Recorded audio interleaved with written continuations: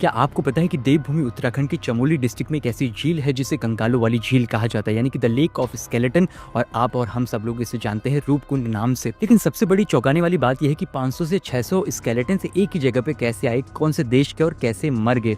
हालांकि कुछ research articles की बात करूँ तो इस रूपकुंड झील की खोज 1941-42 में एक ब्रिटिश फॉरेस्ट रेंज ऑफिसर ने की। कुछ आर्टिकल, कुछ रिसर्च में ये पता चला कि जो ये स्केलेटन है किसी भारतीय राजा, उनके बच्चे, उनकी बीवी और साथ में उनके सैनिकों की है, जो कि कहीं जा रहे थे और बर्फीले तूफान में दब के मर गए और उनके स्केलेटन्स वहां पड़े हुए हैं आज तक।